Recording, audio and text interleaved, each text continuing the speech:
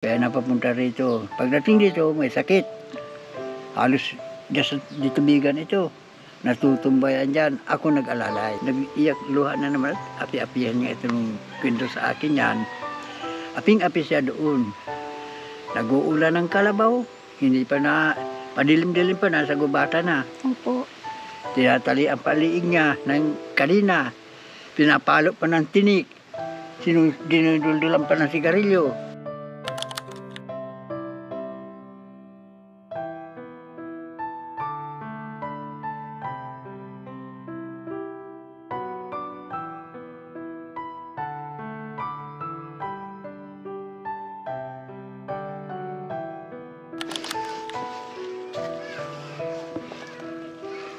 Buti hindi ako nakasapatos ngayon. Saan mo dalhin yung bigas na yan, Rans? Ah? Oo. Sana magtagal yan. Rans, estimate mo kung ikaw yung ano dyan, kakain sa bigas na ganyan karami. Ganito? Oo. Isang linggo. Malakas akong kumain ay. Malakas mo kumain ay. Pero ibang matanda, di ba? Oo, pag matanda, medyo ano lang yung kumain. Sakto lang. Sakto lang ano? Oo. Mabilis mabusog ang matanda. Ah? Mabilis mabusog ang matanda kumpara sa katulad kong mataba. Yan, inaamin na ni Ran sa wakas. Dati kasi hindi umaamin yan na mataba siya. Katulad namin ni Commander na mataba. Nandamay pa nga. Ayan. At sana magtagal din ito kahit ilang araw kasi may lakad kami ni Marcos. Medyo hindi kami makabalik dito ng mga 5 araw. Ayan. Ayan. Once again mga kalingap, nandito na naman tayo kila Tatay Kilomi, no?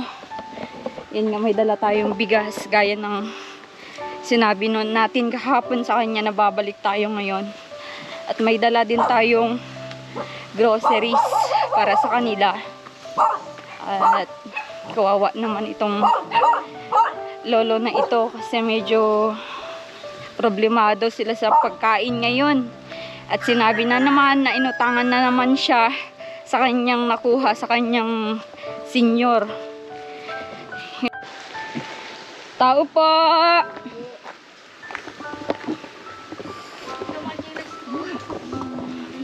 Dito tayo.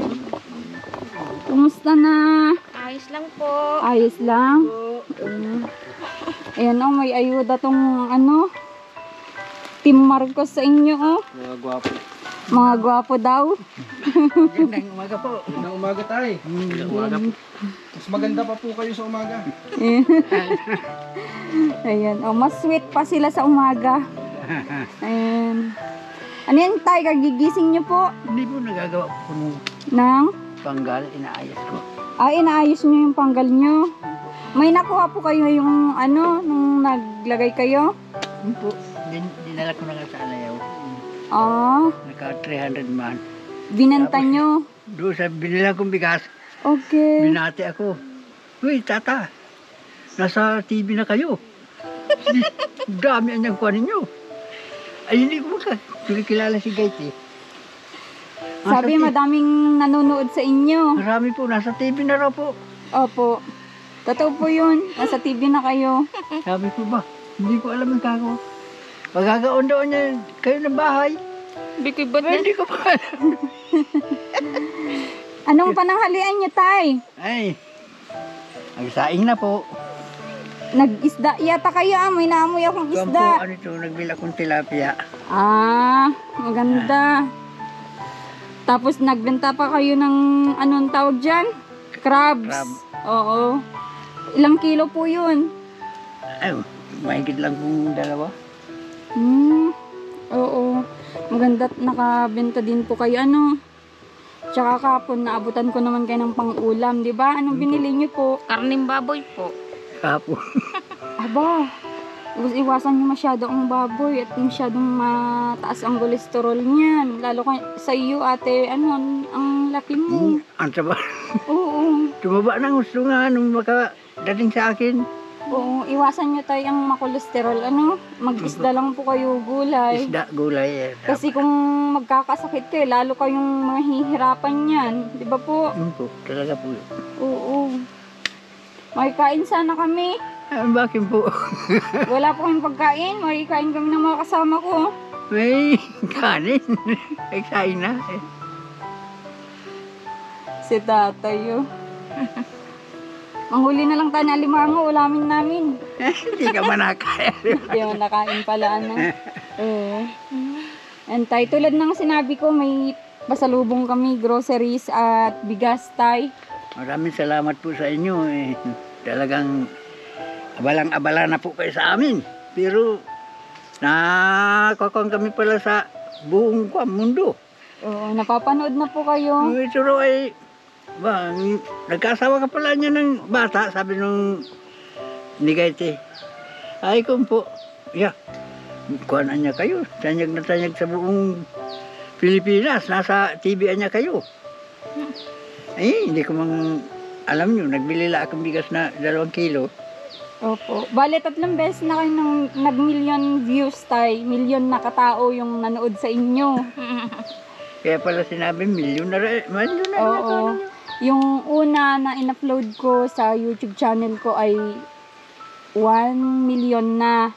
Tapos yung pangalawa na in-upload ko sa Facebook ko ay 1.4 million. At ngayon yung bago, 1.4 million din. Ang sipag niya ng blood ninyo. Ikako talaga. Ako nga ikako nahiya.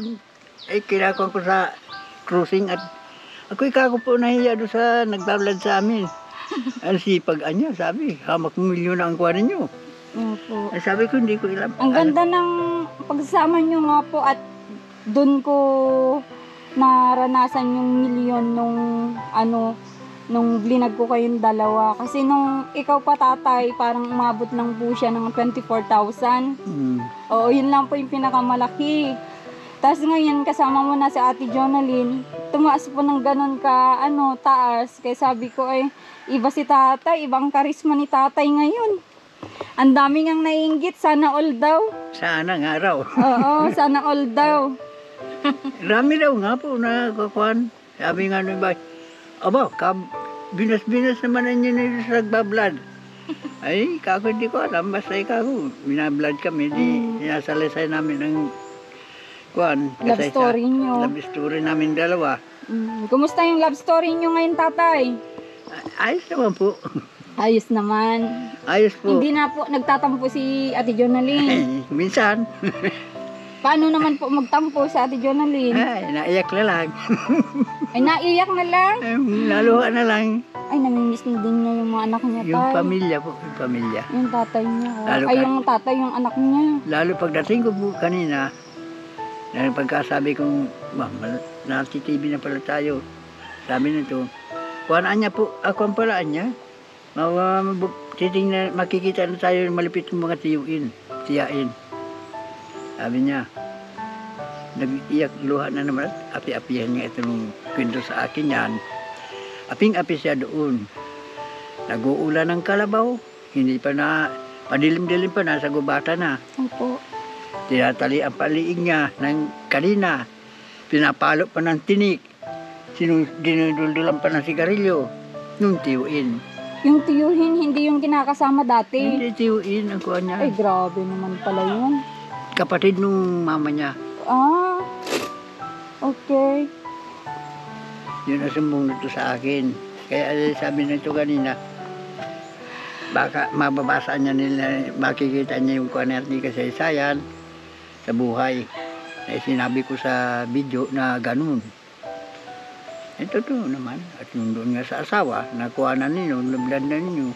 Pero, Ate Jonalyn, lahat ba ng sinalaysay mo ay katotohanan lahat yun? Opo. Di naman po sana ako maalis nung sa ospital po. Na-hospital po yung anak ko.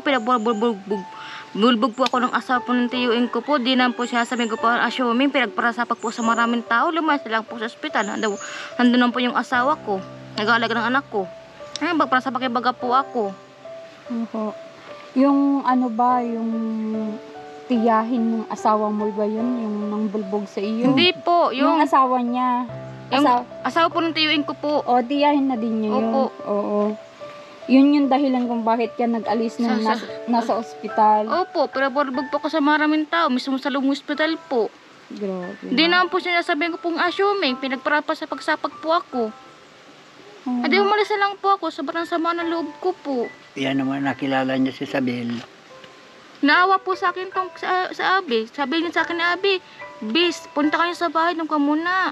Tabawa kami niya dito. Sinong Abi po? Yan po yung pinano po ninyo dyan po. Si Ate Isabel? Opo. Okay. Kaibigan ka pala ni Ate Isabel. Opo. Yan ang nagbigay daw ng kwanda sa hospital. Address. Opo. Maganda. Pumunta siya dito. Mm-mm. Ngayon, napunta na naman yung hipag ko. Okay. Kaya napapunta rito. Pagdating dito, may sakit. Halos dito bigan ito. Natutumbayan dyan. Ako nag-alalay. Ba't nang papaiyak ka na naman, Ate Jonalyn? Yan ay ako Meron pa din sa dibdib mo yung sakit, ano, na Hindi naranasan nawawala mo. yan. Pero alam mo, yung dapat mong gawin, manalangin ka kay God na sana tanggalin yung mga sama ng loob. Patawarin sila na mali nilang ginagawa. Oo. Ganyan turo ko sa kanya. Oo. Huwag mo sabihin na galit sa iyo yun. Panalangin mo no, kay God na para patawarin sila. Na maisipan nila na mali pala ang ginagawa nila. Hindi ba ma'am? Opo.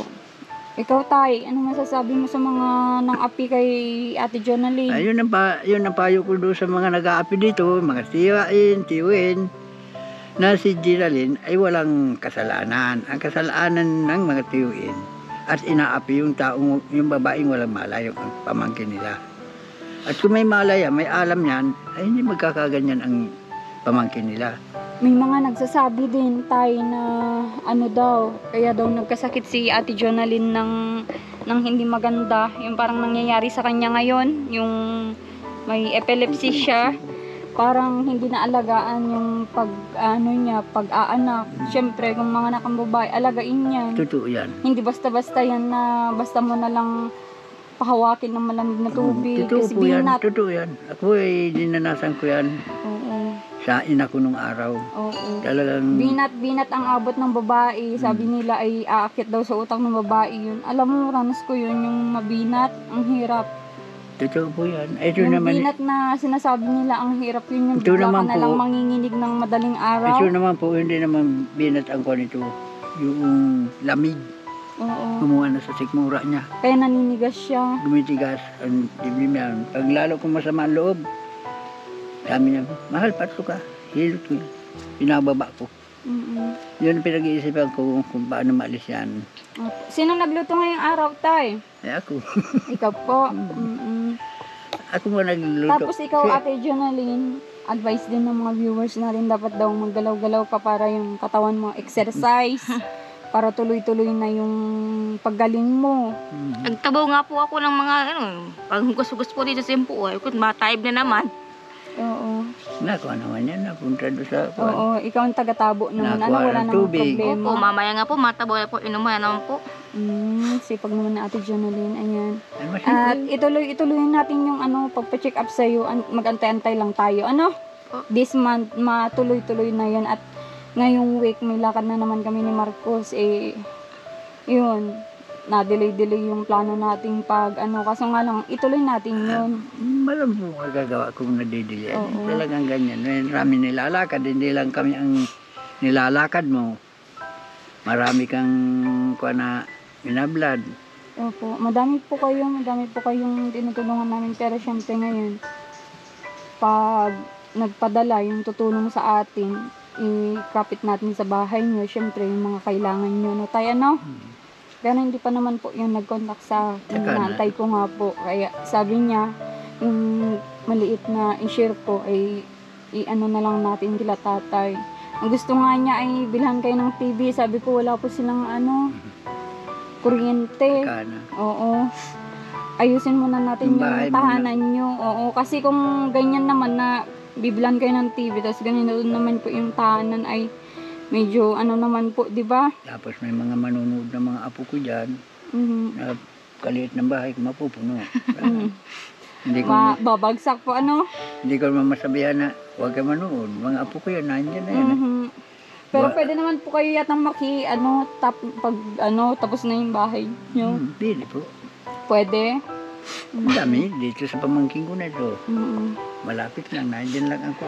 Okay. Ano tayo, nagbayad na sa iyo? Yung mga Bayad na. nag-utang sa iyo? Bayad Nagbayad na? Kabayad na po. Kailan po? Kaya nasa kayong bigas kanina. Maganda. Ate Janalyn, ikaw, namimiss mo na yung mga anak mo? Ay, miss po. Kaso po, di ba pwedeng ko may naramdaman pa po, di meron po ako naramdaman pa. At ito po, di na po ito magkaya mag-alaga. Siya lang po, alagaan ko muna at kawawa naman po at wala po siyang kasama po sa buhay. Oo. Ate Janalyn, kung napapanood ng mga anak mo itong vlog natin, anong masasabi mo sa kanila? Ano rin may papayo mo? Mga anak ko, huwag kayong magatampo sa akin dahil may sakit ako. Na ayun ang mga ama mo, alagaan kayo niya, tas lulahin mo. Sana huwag kayo sa akin, magtatampo at magagalit. Balang araw, makikita ko rin kayo at maalagaan ko rin kayo. Ganon po sila kamahal, Ate Janalyn? Mahal na mahal ko at miss na miss ko na kayo. Miss na niya yung mga anak niya, tay.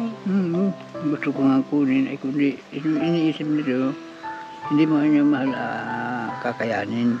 Ang dami din nagsasabi tayo na hindi niyo talaga kaya. Hindi niyo kaya. Ba't nakikita naman nila sa... Oo, alagaan. Kasi ganyan Ito, na. inaalagaan ko pa ito. Oo. Ginagamot ko pa ito para tuloy-tuloy na umigi. Oo. May kuha naman hindi na sinusumpong. Hindi kahit na hindi mami sinusumpong, pag mapunta sa ilog, sinusundan ka para at baka sumpungin. Opo.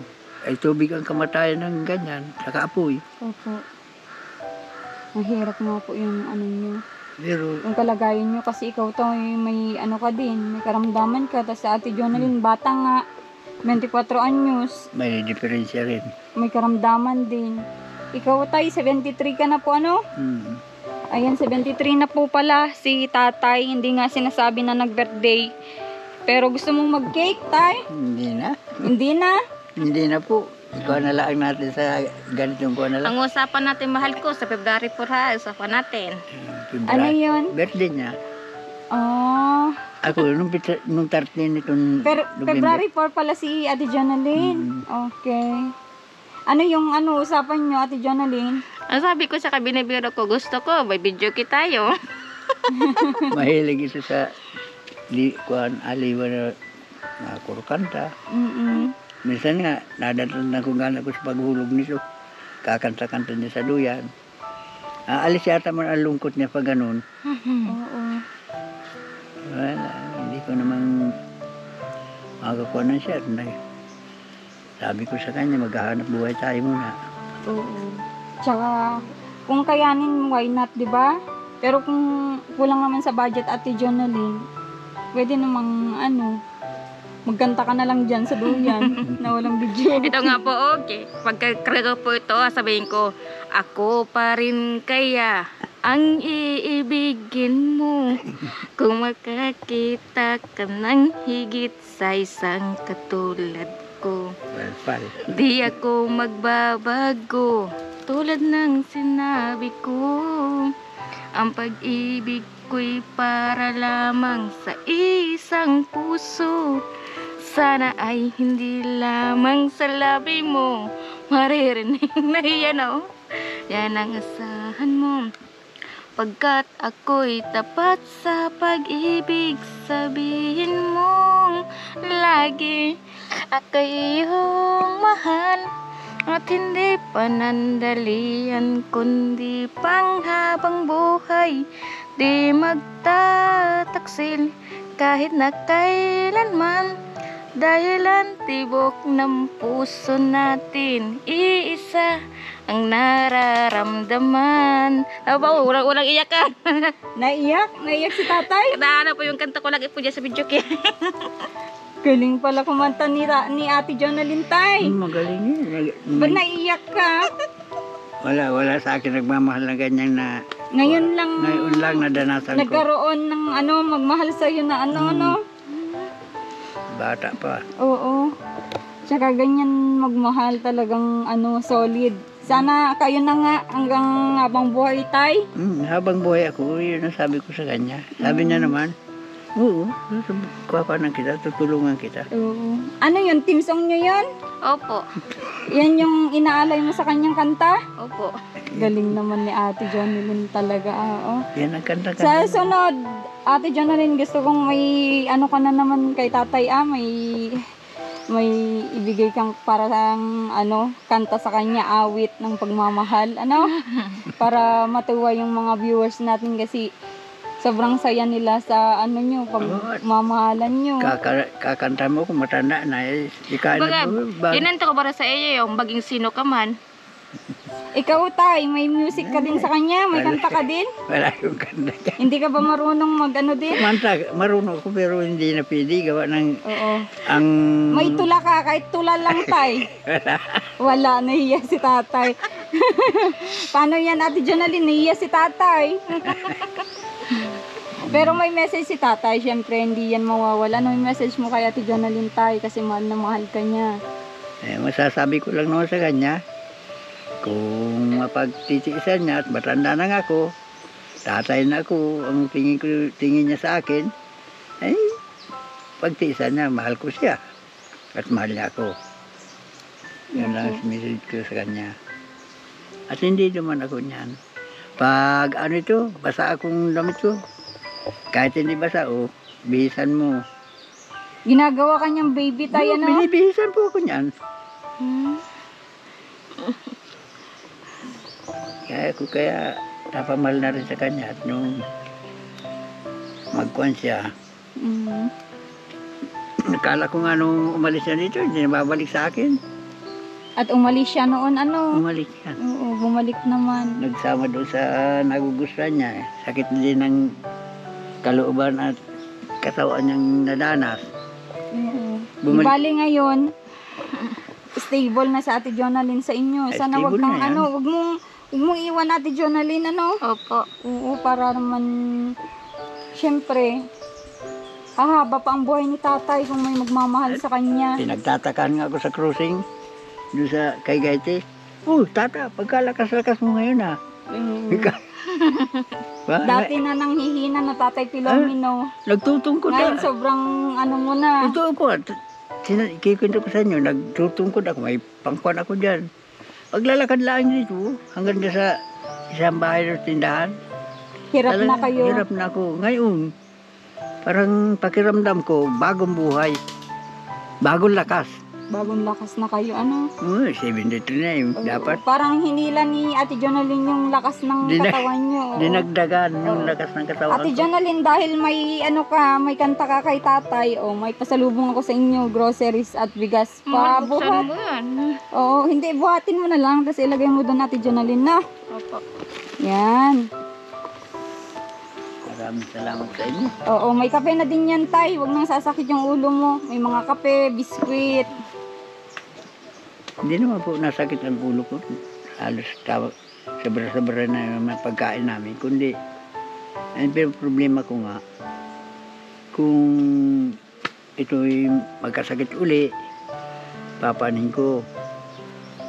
Yan ang iniisip ko dyan. Wala ka man lang dudukutin kasi nahihiram po nila, Meron naman na dyan. Oo. Yan mo tay, pag basta tayo yung mga ganyan na bagay na mga blessing natin ay nakabudget lang po sa inyo. Kasi kami, pag pumunta po kami sa binablog namin, alam namin yung araw ng pagbalik namin na alam namin na wala na yung syempre, ayuda namin, di ba po? Yan, nakalaan lang po sa inyo, kaya wag nyo na pong ipahiram kasi kayo din na naman po ang mahihirapan yan. Kami naman po ay pag pumunta dito, pag malungkot yung tinutulungan namin ay masakit din sa amin. Syempre, alam namin na may naitutulong kami, tapos ganyan yung nangyayari. Parang walang nangyayari, parang ang hirap, di ba po? Mahirap talaga po. Katulad ninyo, iniisip ninyo kung bakit nagkakaganyan. Oo. Di bale, napapasayan nyo naman kami sa pagmamahalan nyo ni Ate Jonalyn. Sana ipagpatuloy nyo lang yan, Ate Jonalyn. Sana huwag mong iwan si tatay. Sa server ko. Oo. Sige tay, at papunta muna kami ngayon. At madami pa kaming pupuntahan na binablog. Maraming salamat sa Oh, Diyos ko po! Hindi, naglipat lang ako. Ayan, pupunta muna kami tay ha. Mag-ingat po kayo palagi dito, Ate Jonalyn. Opo. Oh, sige po. kaya Ingatin po kayo. Bye-bye po. ingat kayo sa pagbiyahe ninyo. Pinanalangin ko sa kay God na kayo ay iligtas sa anumang kapahamakan. Salamat po. God bless din po sa inyo.